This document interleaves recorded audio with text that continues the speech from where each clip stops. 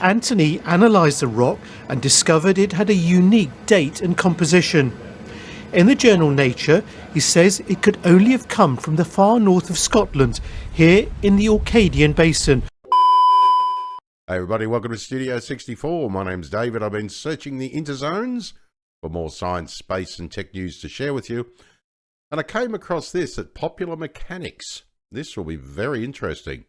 A fingerprint taken from Stonehenge changes everything we know about its mystical origins. Yes, here's how scientists unlocked new hidden secrets of the iconic monument. And there's good old Stonehenge. Absolutely amazing. Yeah, love the old Stonehenge. It's fascinating. A chemical fingerprint taken of Stonehenge's altar stone reveals that it isn't from Wales, as was previously understood. Instead, researchers believe that the stone came from the Orcadian Basin in Scotland, roughly 466 miles away from the Stonehenge site. While upending previous research, the find also raises questions about how trade networks may have helped transport the stone to the site. Yeah, really interesting, isn't it? Now, as usual, I'll leave the link to the main article below the video so you can pop in, check out the embedded links.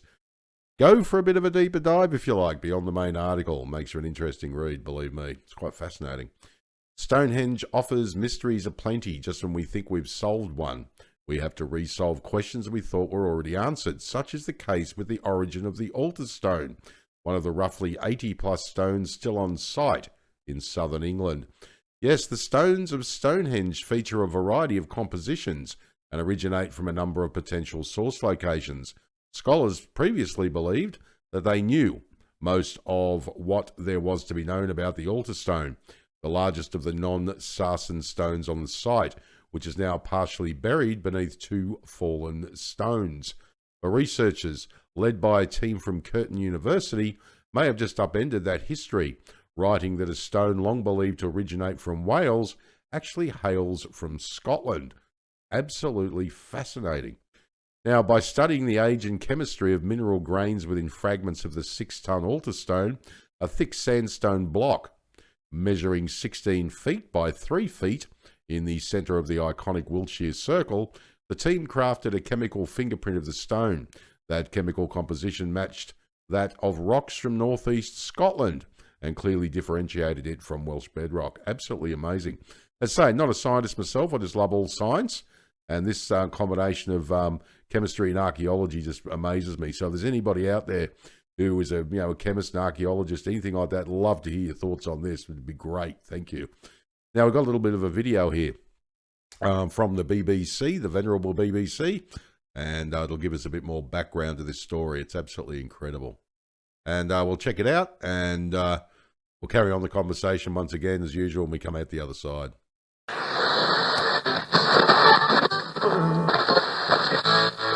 Now, a new analysis shows that the 6-ton iconic altar stone at the heart of Stonehenge originated from northeastern Scotland rather than southwest Wales. The discovery shows that its construction was a far greater collaborative effort than scientists believe. Here's our science correspondent, Palab Ghosh. It's one of the most famous prehistoric monuments in the world, and also one of the most mysterious. Why was Stonehenge built in southwest England 5,000 years ago, and what was it used for? What we do know is that the giant outer stones are probably sourced locally from England. The inner blue stones are from Wales, and we now know that the central altar stone is from northeastern Scotland and not from Wales as once thought. The irony is that the discovery was made by a young Welshman. He still remembers being brought to the site as a 1-year-old in 1992. I remember coming with my dad and being on his shoulders and looking over at the stones. So it's nice to kind of come full circle and make this discovery at somewhere so special to me. You're a proud Welshman, and you've taken the Welsh status away from the stone. So how do you think it'll go down in Wales? Yeah, I'm not sure they'll ever talk to me again. It's a loss for Wales, no doubt, but Wales has contributed so many rocks to this monument, I'm sure Scotland can have one.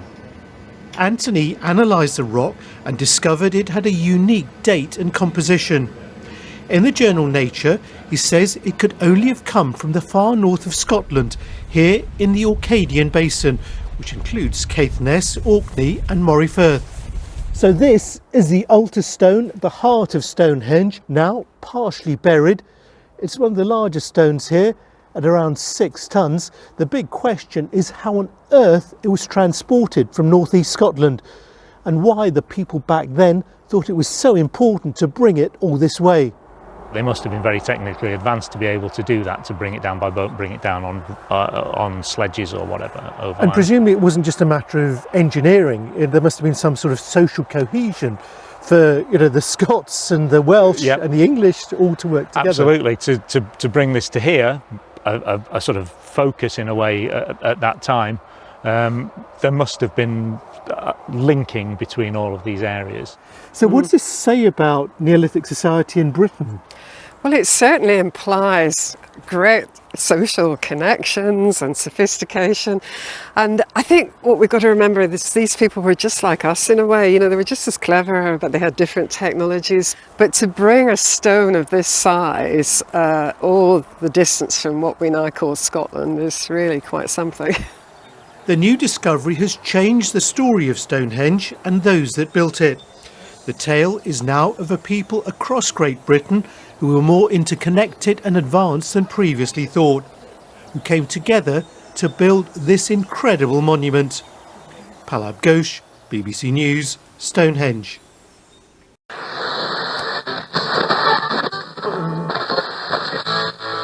Well, that was absolutely amazing, wasn't it? Turning that on its head. Fascinating.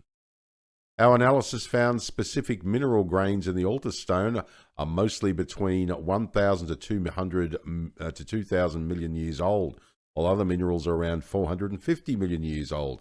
Anthony Clark, lead author and PhD student from the Timescales of Mineral Systems Group in Curtin's School of Earth and Planetary Sciences, said in a statement, "This provides a distinct chemical fingerprint suggesting the stone came from rocks in the Orcadian Basin in Scotland, at least 750 kilometres or 466 miles away from Stonehenge. Now, according to English Heritage, the altar stone is a large slab of greenish old red sandstone. Recent geological research had pinpointed the source of the stone to the Brecon Beacons area of southeast Wales, but the new study, which was published today in the journal Nature, discounts that reigning theory. Now, Richard Bevans, study co-author and professor at Aberystwyth University. Sorry to the entire nation of Wales for mispronunciation for that, if I have done so.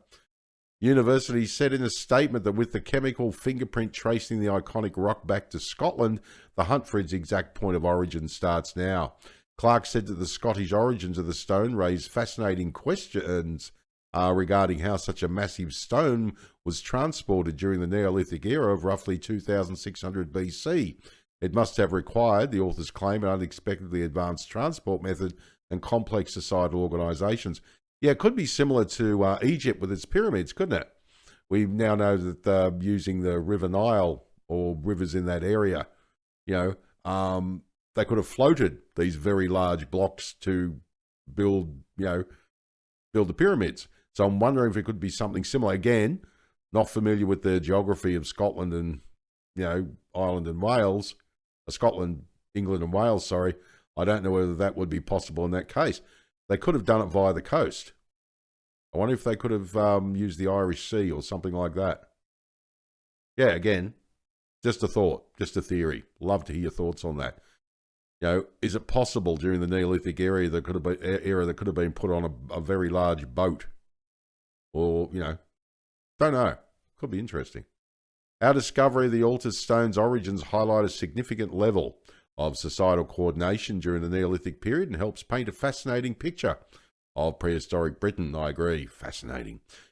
Chris Kirkland, study co-author and Curtin professor, said in a statement, transporting such massive cargo overland from Scotland to southern England would have been extremely challenging, indicating a likely marine shipping route along the coast of Britain. This implies long-distance trade networks and a higher level of societal organisation that is widely understood to have existed during the Neolithic period in Britain. Absolutely fascinating. Yeah.